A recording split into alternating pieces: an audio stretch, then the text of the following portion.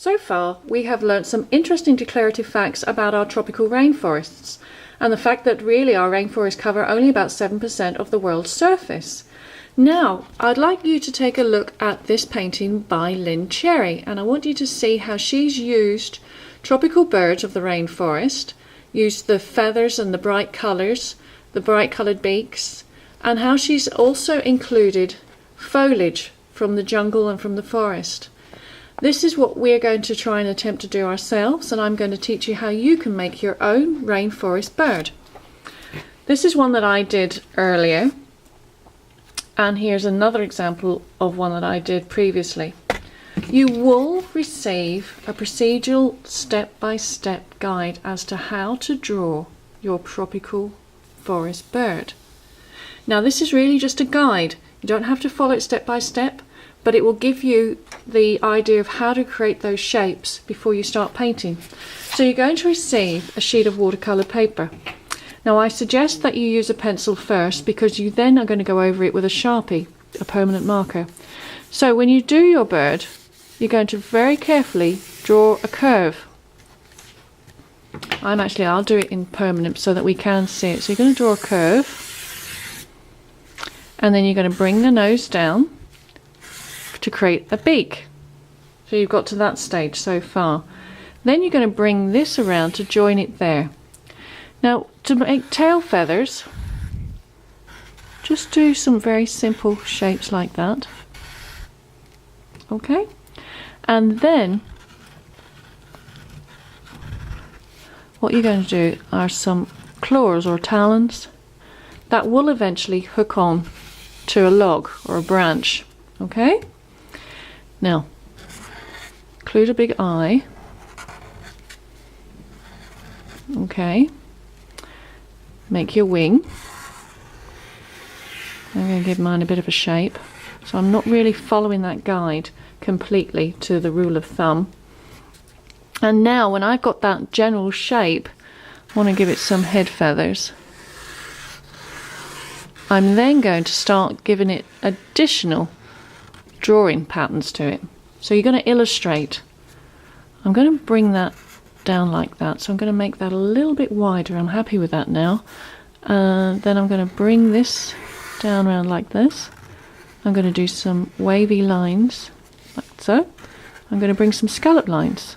Okay, I'm going to bring some zigzag lines. So I'm actually adding lots of different illustrations on my tail feathers.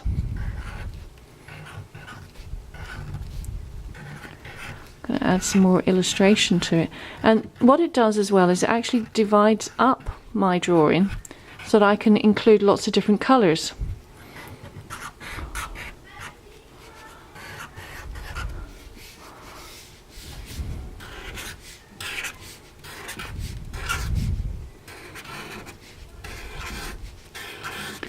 You see how I can just add these shapes, and it's going to start giving my tropical bird some texture to it as well. And I've got this wonderful beak. I'm going to divide it up just like a toucan has. Okay, give it its nostril there. Alright, I'm happy with that. And let's see, I can actually divide this up as well. I'm going to do something with its crown as well. And do this, so then I can just break that up. Now with the background, I'm going to do some great big leaves and give it its veins.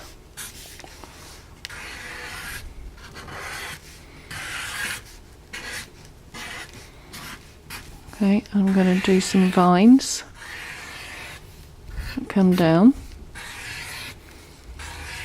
When you actually paint, you start with the background first and you bring it to the foreground. So when you've got your background down, your luscious rainforest images, you start with that first. Then you bring it forward to your bird.